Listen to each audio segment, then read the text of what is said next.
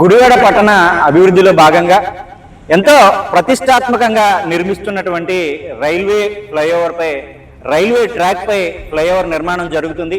గత 4 ఏళ్ల నుంచి జరుగుతున్న ఈ ఫ్లైఓవర్ నిర్మాణంలో ఈ వెలుగు తీస్తున్న మట్టి ఏదైతే నిర్మాణ పనుల్లో ఆ మట్టి తవ్వకాలు జరుగుతున్నాయో ఆ మట్టి అంతా ఎక్కడికి పోతుందనే ప్రశ్నలు అయితే గట్టిగా వినిపిస్తున్నాయి.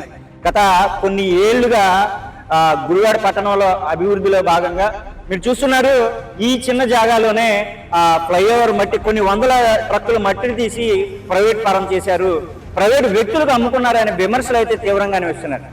పర్యవేక్షించాల్సిన అధికారులు అయితే నిమ్మకు నీరెత్తినట్లు మామూలు మత్తులో ఉన్నారనే విమర్శలు అయితే గట్టిగానే వినిపిస్తున్నాయి. ప్రారంభ దశ నుంచి కొన్ని వేల రూపాయలు అమ్మి సొమ్ము చేసుకున్నారనే విమర్శలు అయితే తీవ్రంగా వినపడుతున్నాయి.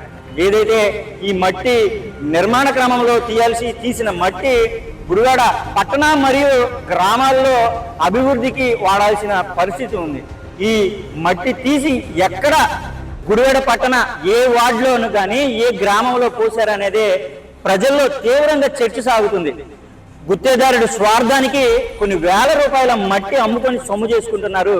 గుడివాడ పట్టణంలో ఉన్నటువంటి ప్రైవేట్ ల్యాండ్స్ లో ఈ మట్టి అనేది తరలిస్తున్నారు. గుత్తేదారుడు ఇప్పటికీ నేటికి కూడా ఈ రికార్డ్ మెయింటెనెన్స్ కానీ ఇంకోటి కానీ అధికారులకి స్పష్టంగా ఉందా లేదా అనే విమర్శలు కూడా మనకి వినిపిస్తూనే ఉన్నాయి. గత 4 ఏళ్ల నుంచి గత ప్రభుత్వం నుండి ఈ ప్రభుత్వం వరకు కూడా ఈ అక్రమ మట్టి అనేది తరలిస్తున్నారనేది మనకి క్లియర్గా కనబడుతూ ఉంది. దీనికి ప్రజలకి ఈ మట్టి వ్యవహారమే సమాధానం చెప్పాల్సిన బాధ్యత అధికారులకు ఉంది.